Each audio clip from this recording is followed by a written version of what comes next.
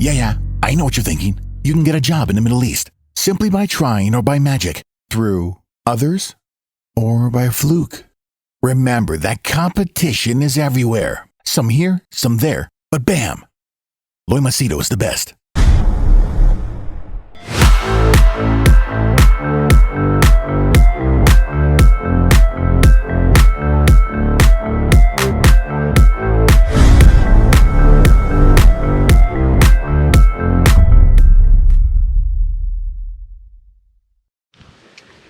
All right, let me ask you a question. Have you had a situation in your office where initially your colleague was, very supportive towards you and things were really good, or your boss, and once you started to improve, instead of your relationship with your boss and your colleagues improving, it has become worse? Or I'll give you another example. Have you met, or do you have friends whom when you achieve something really good and all that, they always find something bad to talk about? Like you found true love, you found a girl that you're very happy with, they'll always pick up the bad thing. Or you got a new car, they'll still, no, this is wrong, or that is bad. You took a new job, they'll always pick up the bad, and you'll never see them happy. So I'll speak to you about this and why this is very important for you to pay attention to and how to deal with these situations. For those of you who are new to my channel, my name is Loy Machedo. I'm a personal branding strategist. I help people get well-paying jobs in Dubai, UAE and the Middle East, because I was there for 40 years. Through contacts, connection, whatever, I get the information through loopholes. People also take my advice for Canada, Australia, parts of Europe and US. Once again, there I have contacts who share with me the information that is not put in the media.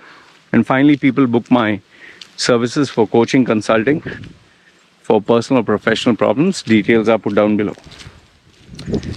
Okay, so now this topic came when this client of mine, he has been with me for a couple of years now. And here's the funny thing that happened. Initially, when he decided to take my services, his brothers, sister, his spouse, his friends, they were skeptical because I had tattoos and all that. And, I'm being an atheist and openly controversial. But they were like supportive and encouraging. But they were very skeptical. So now, after taking my coaching services, whatever, he started to improve. There were failures. Okay, when there were failures, obviously, they would gang up together and say, what the hell, you took his services, you're not achieving success. But eventually, it's coaching is a long-term journey. It's not a short-term affair. You don't achieve success in 1 month, 2 months. It takes time. There'll be ups and downs. So he achieved success. He achieved the dreams, the goals that we set. We had set certain milestones. And he did. Now here's a funny thing. Instead of his relationship with his family, friends, and his spouse, instead of getting better, it actually got bad to us. Today, after so many years, all his friends, all of his friends have broken up with him. Okay? And I'll tell you why. His relatives, apart from his mother, father, all the other relatives, he doesn't talk to them. His wife and him are now separated. Okay, not divorced, but separated. You'll be like, shit, man, Loy, whoever takes your service, I'll come to it. Why? I'll tell you why. And his office colleagues also, they don't talk to him. So now what exactly happened? Okay, what exactly happened? Let's start off with first the friends. See, after he took my coaching services, there were many habits which he had, which proved to be bad for him. Like, smoking, sitting with the friends smoking. They would smoke shisha, they would sit and kill time, watch football matches, cricket matches, go for movies. I told him, see, listen, this time, effort, money, whatever you're spending for all this, you can spend it for your development. Go to the gym, go for extra classes, go for learning mixed martial arts, which he is a fan of. There were so many other avenues. So at first he found it difficult, but eventually once he got into it, he liked it. Okay, so he got into all this. Now there's always an opportunity cost, right? If you're going to the gym, you can't spend time with your friends unless they come with you. If you're going to go to network in new events, you can't hang out with your friends and watch TV, right? So the relationship became bad, and one fine day the friend said, see, listen, ever since this new coach, this thing, you're not spending time with us. Whenever we call you, you're busy. You're acting too stuck up. And then they finally gave him an ultimatum. Listen, if this is how you behave, then, it's going to affect the relationship. And lo and behold, he told them, no, I need to focus on my goals. So they broke off. Okay. So there were no common interests. Before he had nothing to do. Now he had something. Okay. Then in terms of his relatives, see, before he used to admire his relatives because in his family there are some people who are very successful. He used to go to them for advice. Now, because he always believed in mentoring, he always believed in taking advice. Okay. But ever since he came to me, my advice was slightly different from theirs. Let's put it this way, that many of his relatives who have achieved success, they give credit to God. They believe in praying, going to church and fasting and this and that. So I told him very clearly, see, fasting, praying, all that is good. It has nothing to do with the corporate world. Fasting is not going to make you become the CEO. You can't tell the management, I'm fasting. No. You can sit and read the Bible whole day. It's not going to help you with dealing with the new skills. And going to church and spending time and meeting people, you might as well go to a conference or networking event and meet new contacts, connections, learn public speaking, take leadership assignments where you work, take up even volunteering work, join places where CEOs, speakers and all that come. So he changed his strategy there. So obviously they didn't like it, because before he used to take their advice, now he takes mine. So they all ostracized him and they said, we pity you, man. You're going the wrong direction. This guy is satanic, this guy is evil, this guy is this and that. And now what has happened is, even though they predicted gloom and doom, he has actually got a much better job than what he had. In fact, what he's earning right now is more or less what that relative of his was earning, which in his relative's case took around 15-20 years to reach. This guy's reached in less than 3 years. So, okay, there is luck and all that involved, but ego clash. Then finally it came down to the spouse. Everything was happy with the spouse, taking her out and all that. Now, here I didn't tell him not to take her out. But obviously when you start going to all these new events, and you need to spend time with yourself. He started going to the gym, he started MMA, he started losing weight, getting in shape, looking more attractive. And obviously members of the opposite sex, they make passes at you. He lost a lot of weight, he got in shape. Obviously the wife didn't like it. See, I didn't encourage him. I'm not his mother. I didn't encourage him to talk to other girls, but he found this newfound attention and he's enjoying it.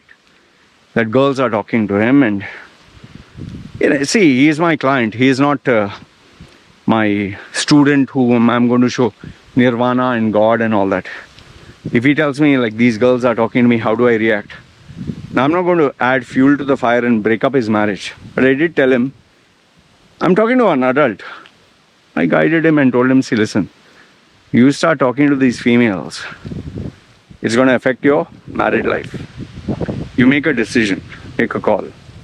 She's been there with you right from day one. So, make your call. Now, herein lies the problem. The problem is people check my content now. They know what I say. So, this was the girl that he knew from, high school and college. So, that time he found her very beautiful, fascinating. Now that he's a grown-ass man, the selection that he made 10 years ago or 15, whatever, has changed. Our preferences changed.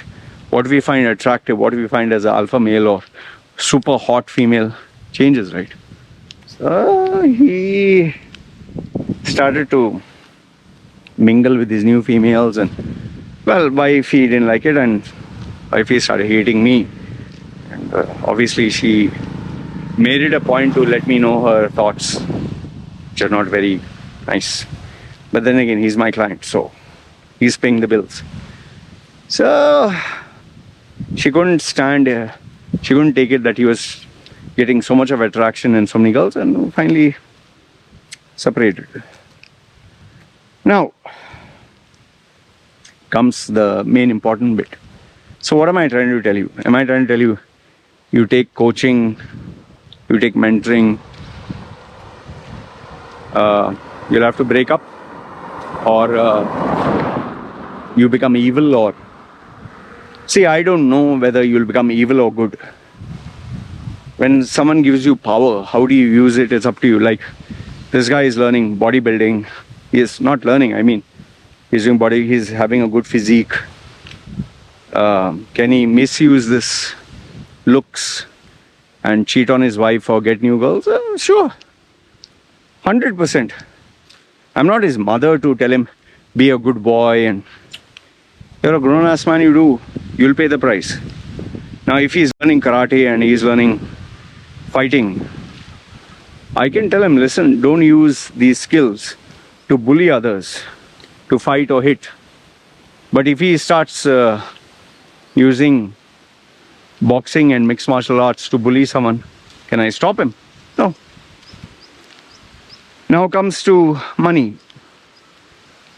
Before he was earning less, now he's earning 2.5, 3 times more. What am I going to tell him? See, be a good boy. No, I keep him aware. I tell him, save the money maximum, don't waste. Put it for your self-growth. Invest, be smart. If he doesn't invest, am I to blame? So now this is one part. The second part is, when you are at this level, you have this level friends. When your thinking is at this level, you will get the people who think at that level only. Before, he used to pray to God and be religious, and so common interest, people who pray to God and religious, they used to hang out with him.